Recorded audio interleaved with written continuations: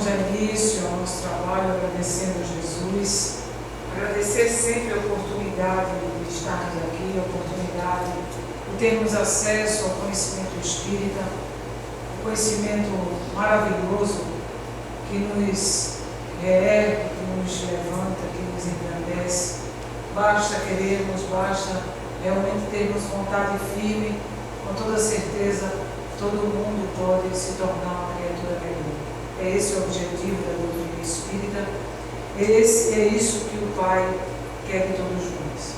Vamos dar início hoje com uma passagem, uma epístola de Paulo, do apóstolo Paulo, que se encontra em Gálatas. É bem pequenino um trechinho, é bem sucinto, mas que nos traz grandes reflexões. Nos diz Paulo o seguinte: fiz-me acaso vosso inimigo, dizendo a verdade? É uma pergunta. Paulo pergunta: se fez inimigo, dizendo a verdade. Jesus, em certa ocasião, nos diz: conhecereis a verdade, e a verdade vos libertará. Por que as pessoas temem tanto a verdade? Se formos refletir sobre isso, se formos buscar o oposto da verdade, qual é o oposto da verdade? A mentira. A mentira é terrível. É terrível a mentira porque é uma ilusão. É algo que a gente, naquele momento talvez a gente queira a mentira. A gente se aproveite da mentira para nos iludir, para enganar, para termos vantagens imediatas, mas vantagens essas apenas na visão estreita nossa, na visão unicamente dos interesses momentâneos. Mas a mentira traz muito prejuízo a nós. A mentira nos atrasa, a mentira engana, a mentira fere. E é por isso que Paulo diz: fiz acaso vosso inimigo, dizendo a verdade? Por quê? Porque a grande parte das pessoas não querem a verdade. E muitos confundem a verdade com a agressão. Logicamente que existem maneiras e maneiras de se dizer a verdade. Mas a verdade sempre, para quem não quer, para quem não deseja, é sempre uma agressão. Muitos tiram a verdade como uma agressão. Mas a verdade não é uma agressão. É como Jesus nos fala: a verdade é uma libertação. Por mais que doa, por mais que fira naquele momento, ela liberta. Vamos buscar alguns exemplos para que a gente possa compreender um pouco mais sobre isso. Mas antes de a gente falar um exemplo, eu trouxe duas passagens aqui interessantes. Uma é de Gandhi. E Gandhi diz o seguinte: assim como uma gota de veneno compromete um balde inteiro, também a mentira, por menor que seja, estraga toda a nossa vida. Nos diz Gandhi. Aristóteles diz: que vantagem têm os mentirosos? A de não serem acreditados quando dizem a verdade. Então quem mente muito, quando vai falar a verdade, a pessoa não vai acreditar, porque já sabe que a pessoa vive da mentira, se alimenta da mentira. E infelizmente, na sociedade que agora nos encontramos, existe muito essa história de mentir. As pessoas mentem por tudo, né? Mente nas pequenas coisas e nas grandes. Nas pequenas coisas nós brasileiros temos esse mau hábito de chegar atrasado. Foi o trânsito. O trânsito estava ruim, mas não foi o trânsito muitas vezes que nos atrasou, não é? Fomos nós que nos atrasamos. Mas a gente dá uma enganadinha, dá uma camuflada. Mas isso aí não vai trazer tanto prejuízo. Mas existem mentiras que trazem prejuízos, e prejuízos muito grandes para nós e para aqueles que convivem conosco. Por quê? Porque a mentira é a tentativa de enganar. Quando eu estou mentindo, eu estou tentando camuflar. Ninguém vai mentir por nada. Tem pessoas que pegam o mau hábito de mentir, mas ela iniciou sempre, né? Tudo ela mente, mas a tentativa de mentir é a tentativa de esconder, de camuflar alguma coisa. Você mente porque você quer ganhar vantagem. Você quer esconder alguma coisa que aquela criatura ou aquelas pessoas talvez recriminasse ou talvez criticasse. Aí já vai o seguinte, já vai um julgamento, porque quando a gente mente dizendo que o outro vai julgar, a gente já está julgando o outro. A gente já está dizendo que o outro vai condenar. Se o outro vai condenar é porque tem alguma coisa errada, não é? Se tem alguma coisa errada, a gente está mentindo e está fazendo algo errado. Então, a gente já entrou em outras falhas morais, porque a mentira ela não entra sozinha. Ela entra com outras situações. Então, você está mentindo porque você quer esconder algo. Então, você, na tentativa de esconder, você inventa, você mente. Aí, o que vai acontecer? Vai acontecer que aquela pessoa vai acreditar. Lógico, a princípio, aquela criatura vai acreditar. Mas depois não, a criatura fica desacreditada. Por quê? Porque a mentira, né, até existe um ditado popular que o povo diz que a mentira tem pernas curtas, e de fato é verdade. A mentira sempre ela vai ser descoberta. Se não é numa condição, é em outra condição. Se não é na condição de encarnados, será com toda certeza na condição de desencarnados. Então, nós vamos passar uma vida acreditando que estamos sendo aceitos, que a nossa postura é uma postura adequada, mas a gente vai passar uma vida mentindo para nós mesmos. Mentimos principalmente em torno de nós, em torno do nosso comportamento, da nossa personalidade, de quem somos. A gente fala muito sobre isso, que a gente fala muito sobre a hipocrisia, porque a hipocrisia é uma mentira. Eu estou tentando enganar, eu estou tentando camuflar uma situação que na realidade a situação não vai ser enganada por muito tempo. Por quê? Porque o bem vence, a verdade ela sempre aparece.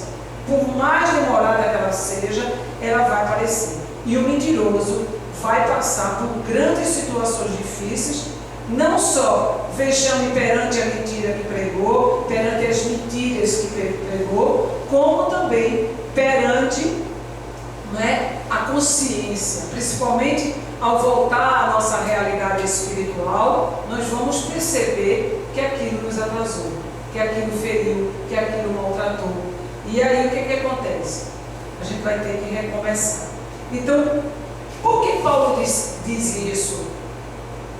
Por acaso fizeste inimigo? Por que Paulo fala isso? Por quê? Porque, com toda certeza, ao dizer uma verdade, ao tentar abrir os olhos de alguém, ao tentar convidar alguém para uma reflexão, né, saudável, diante do procedimento que as criaturas tomavam e tomam até hoje, com toda certeza muitos viraram inimigos, ficaram chateados, ficaram zangados, inventaram, denegriram, tentaram esconder, tentaram dizer que não era verdade, e por aí vai. São as justificativas que nós vamos criando em torno da situação para que a gente fuja de uma realidade que vai existir. É esse encontro conosco, é esse encontro com essa realidade que somos nós. Então, à medida que a gente inventa, à medida que a gente se zanga porque a criatura tenta nos despertar, tenta falar a verdade, tenta dizer o que precisa ser dito, a gente está fugindo de Deus, a gente está fugindo da nossa essência, a gente está fugindo da felicidade, a gente está se iludindo, e aí vai além, porque nós temos o conhecimento do Espírito. E aí o que é que acontece? Que eu acho mais grave por isso, porque se não tivéssemos essa noção da influência dos espíritos em nossas vidas, né, teríamos até desculpa.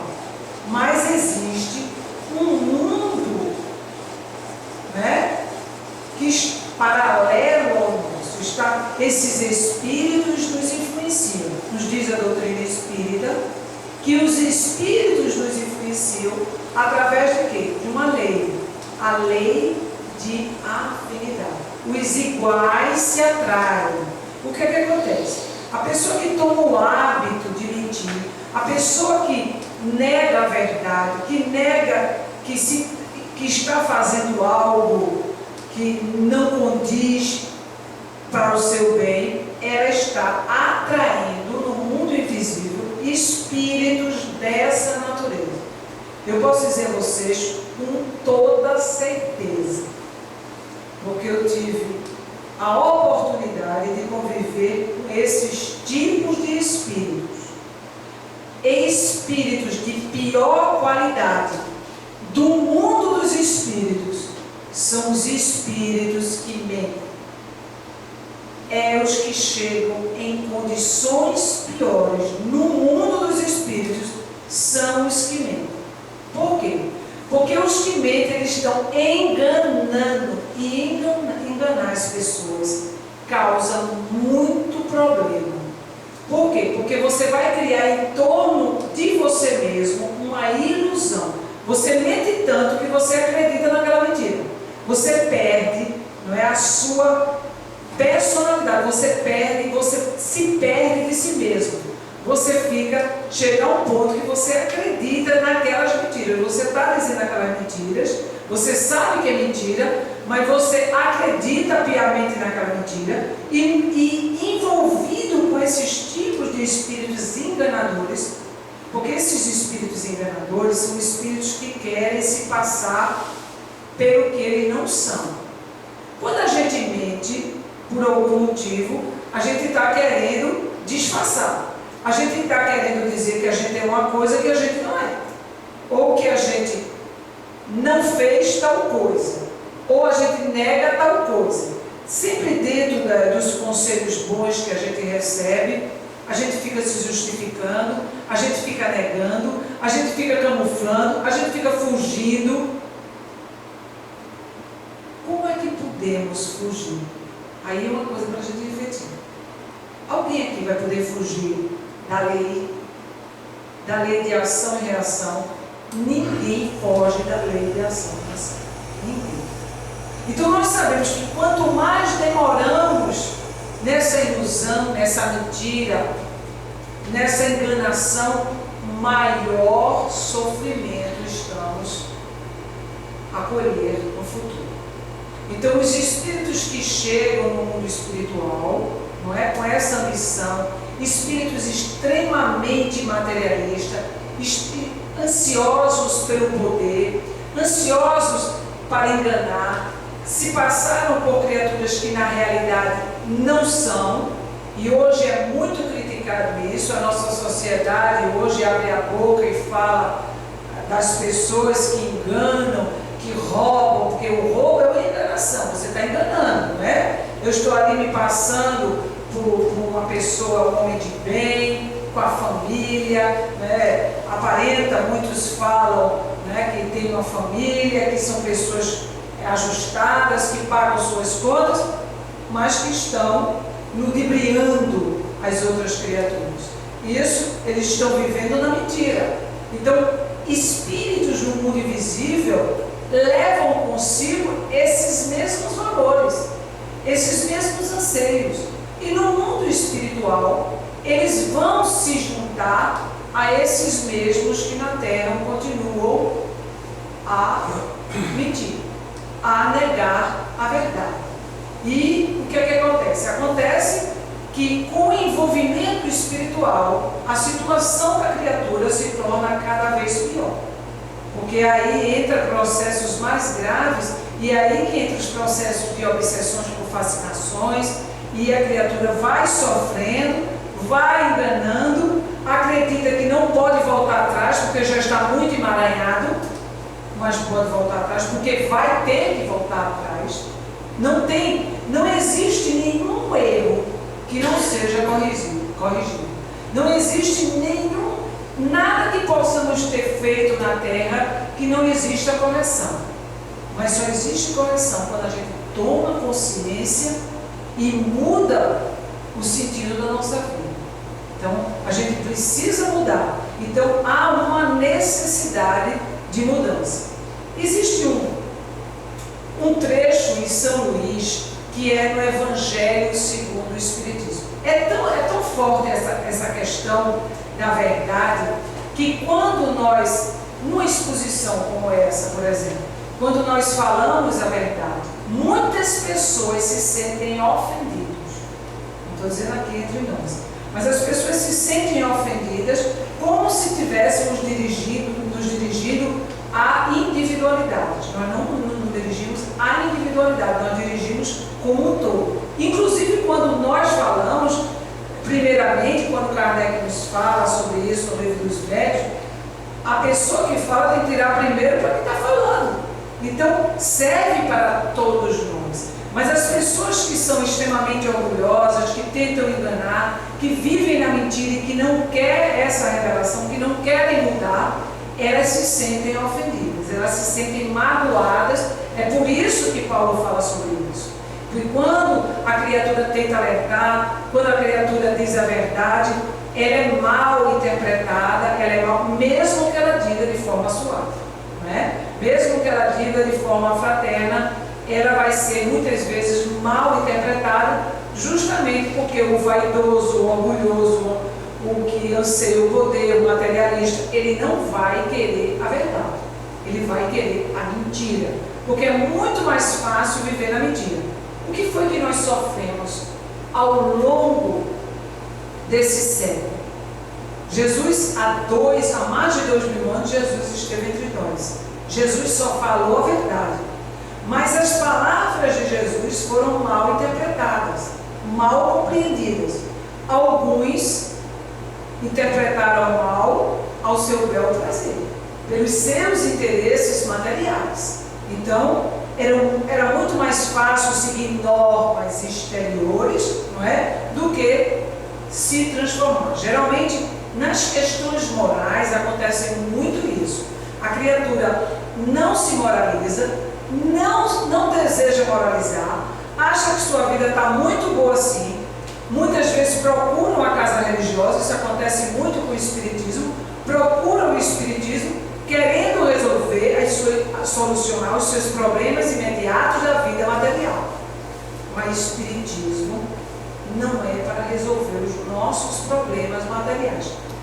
Resolve sim, mas não é dessa maneira. Então, a criatura põe a responsabilidade nas outras criaturas. A outra criatura tem que resolver o meu problema. E isso não vai suceder. Se alguém nos prometer isso, em qualquer parte, esse alguém está mentindo.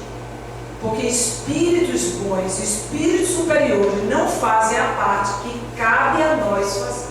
Não faz. Então, se os espíritos superiores não fazem, que dirá os encarnados? Não é? Se algum médium, se algum dirigente de casa espírita, se alguém que tomou a frente de um trabalho espírita acreditar e disser que a gente vai ficar curado sem transformação moral, isso é mentira. Isso é mentira.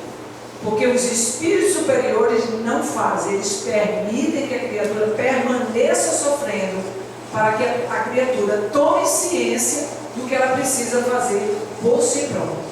Agora, eles nos ajudam, eles nos incentivam, eles nos impulsionam quando nós queremos, quando nós somos sinceros e sabemos escutar a verdade. Quando nós não tomamos, não é, os amigos pelos inimigos. Então, no Evangelho segundo o Espiritismo, São Luís diz o seguinte: segundo as circunstâncias, desmascarar a hipocrisia e a mentira pode constituir um dever, pois mais vale caia um homem do que virem muitos a ser suas vítimas. Em tal caso, deve-se pesar a soma das vantagens e dos inconvenientes. Então, até no processo, né, de agrupamento, quando estamos num agrupamento, num ambiente de trabalho, se o mal daquela criatura está fazendo mal a muitas pessoas, temos o dever de demonstrar o mal.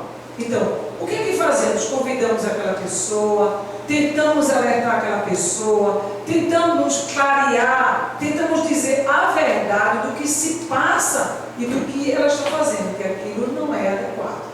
Então, se a criatura não quer ouvir, temos o dever de demonstrar, porque aquilo vai levar a um prejuízo. Olha, numa casa espírita, isso acontece. Em reuniões íntimas, isso acontece. Muitas vezes o médium em desequilíbrio, algum componente do grupo não está bem, passa por um processo de obsessão por fascinação, vai ter que acontecer isso. E muitas vezes acontece, né? E aí o que vai ter? O dirigente do trabalho terá que conversar com aquela pessoa, mostrar que aquela pessoa não está se conduzindo bem, mostrar que aquela pessoa precisa mudar. Isso é uma empresa, isso acontece na empresa, que dirá, não é? No setor espiritual. Porque o que é que vai suceder? Se a gente ficar acanhado, se a gente ficar envergonhado, se a gente achar que aquilo é falta de caridade ao dizer aquele irmão, né, que está necessitado, ninguém vai botar ninguém para fora. Vai tentar conduzir aquela criatura para que ela se melhore. Se ela está numa reunião de teor espiritual, ela vai ter que se ausentar, porque ela está doente. Quem está doente não pode trabalhar para os necessitados. Uma pessoa que está enferma, ela não pode tratar enfermo, né? Então, primeiro eu tenho que me tratar, primeiro eu tenho que ficar bem, para depois eu auxiliar os meus irmãos. Então, é assim que a gente deve fazer. Mas o que barra aí? Barra que quando a gente tenta alertar a pessoa para que a pessoa saia daquela situação que está levando a própria pessoa ao sofrimento, mas que está também levando as demais criaturas ao sofrimento, a criatura se zanga. A criatura se transforma em nossos inimigos, não é? Então, aí, se isso acontece com a casa espírita, muitas vezes a pessoa se ausenta, a pessoa sai, a pessoa vai buscar outros locais, né, que lhe aceitem do jeito que ela é. Aceitar a pessoa do jeito que ela é uma coisa. Outra coisa, né, a gente aceita as pessoas como elas são, mas a gente não pode colocar uma pessoa que não está bem para realizar uma tarefa que ela está fazendo errado. Não pode. Isso em setor nenhum. Em setor nenhum. Isso aí eu sempre pergunto. É a mesma coisa, a gente vai se tratar, não é? Uma pessoa não tem a capacidade de nos tratar, a gente vai para o médico, vai ser cuidado com uma enfermeira, alguém que vai nos tratar. A pessoa não tem capacidade de fazer aquilo. Não está capacitada porque não estudou, não se dedicou. Ou seja, não está sabendo fazer, ela não tem a humildade de dizer que não sabe fazer, e a gente vai lá para ser tratado com ela. Aí eu digo, se alguém ali naquele meio sabe que aquilo está errado, ela tem o dever de dizer, meu irmão, vem cá, você não está sabendo fazer. Com delicadeza, com carinho, vamos aí, se a gente souber ensinar, a gente ensina, eu lhe ajudo, mas você não está fazendo legal, vai prejudicar essa pessoa. Então isso é um dever nosso. Então isso, se isso acontece na vida material, né, se alguém está numa empresa, a pessoa está realmente prejudicando aquele trabalho, está realmente sendo, né, prejudicando a obra, uma pessoa que está... Por que existe, né, na empresa o chefe? Por que existe na empresa o diretor? Por que existe na empresa o presidente? Porque ele tem que ser responsável por essas tarefas. Uma tarefa difícil? Uma tarefa difícil. Mas é uma tarefa, às vezes, que a pessoa não sabe conduzir. Não sabe conduzir porque a pessoa também leva consigo o orgulho, a pretensão, os interesses pessoais, entre uma série de fatores. Mas quando a pessoa vai com amor, vai tentando alertar, principalmente nas questões espirituais. Porque é muito fácil perceber quando a pessoa tem uma boa intenção. É muito fácil perceber. O problema é que entra o nosso orgulho, entra a nossa pretensão, entra a nossa ira, e muitas vezes a gente está mal acompanhado, a gente se deixa levar pelas más influências espirituais. E aí Paulo, com toda certeza, ao dizer isso, ele sofreu isso, né, no momento que estava com aqueles que conviviam com ele. Ele tem, como apóstolo, ele precisou alertar, ele precisou clarear, ele precisou conduzir almas, ele precisou orientar. E nessas orientações ele deve ter sofrido como muitos sofrem. Ao questionar Kardec sobre isso, Kardec fala sobre isso. Ele diz que nunca teve inimigos, que nunca, ele nunca teve inimigos, mas o homem de bem, ele passa por isso. Ele passa porque ele vai encontrar essa dificuldade, porque vai barrar justamente com as grandes montanhas que trazemos dentro do nosso coração, que é os sentimentos inferiores, o orgulho, a vaidade, a inveja e por aí vai. Então, se a gente realmente utilizasse o nosso racional, a nossa inteligência e principalmente o nosso coração, a gente veria que os verdadeiros amigos, eles tentam clarear as ideias, eles tentam nos alertar. Se fosse assim, os nossos pais não nos alertariam. Os nossos pais que nos amam, a grande maioria dos pais, a gente não pode generalizar, mas a grande maioria das mães amam muito seus filhos. E muitas vezes, pela maturidade, eles tentam clarear as ideias dos seus filhos e muitas vezes não é aceita, fica com raiva. Por quê? Porque o filho é imaturo, porque ainda é uma criança, porque ainda está na adolescência. Mas nós não somos mais crianças, nós já estamos crescidinhos. O que é que vai suceder? O tempo vai passar e a gente vai ter que enfrentar a nós mesmos, seja na vida adulta, seja após a vida carnal, mas a gente vai ter que se encarar e aí vai ter que recomeçar quando estamos aqui ainda com a oportunidade bendita da vida. E muitos que se encontram aqui na condição de desencarnado queriam ter a oportunidade que nós encarnados estamos tendo agora, neste momento. Eu tenho certeza que nesse momento muitos desencarnados aqui entre nós pensam exatamente assim: se eu tivesse na vida carnal, eu teria feito diferente. Se eu tivesse na vida carnal, eu teria escutado os bons conselhos. Se eu tivesse na vida carnal, como conhecimento espírita, eu teria vivido o espiritismo na sua integridade. Eu teria sido mais amoroso, eu teria sido mais humilde, eu teria sido mais paciente. E isso aí, eu tenho certeza, se nós não fizermos, nós iremos um dia nos arrepender grandemente disso. É o maior arrependimento dos espíritos que passam pela vida carnal, é a sensação de ter perdido tempo e de não ter feito o que deveria fazer. A gente sempre pensa que a gente tem muitos anos pela frente, pode ser que a gente tenha muitos anos, Eu não tenho tanto mais, já estou assim na minha idade, mas aqui muitos têm, mas o tempo, gente, passa muito rápido. Às vezes quando a gente não tem conversa, uma pessoa idosa adora dizer isso. Eu não sei por que os idosos, eu nem estou dizendo isso porque isso tem cara de idoso. Quem for idoso vai saber. Quando não tem uma conversa, o tempo passa tão rápido. Todo idoso diz isso, o tempo passa, ou vai chegando na idade, o tempo passa, por quê? Vai surgindo as recordações do passado. A gente já vê a adolescência, já passou a vida adulta, e a gente começa a ver que o tempo realmente passa rápido. Não é porque eu estou idosa, porque eu ainda não estou, mas o tempo passa muito rápido, muito rápido. Aqui na Terra é como um relâmpago, assim diz os Espíritos. Então a oportunidade de viver bem, de a gente ser feliz, é agora.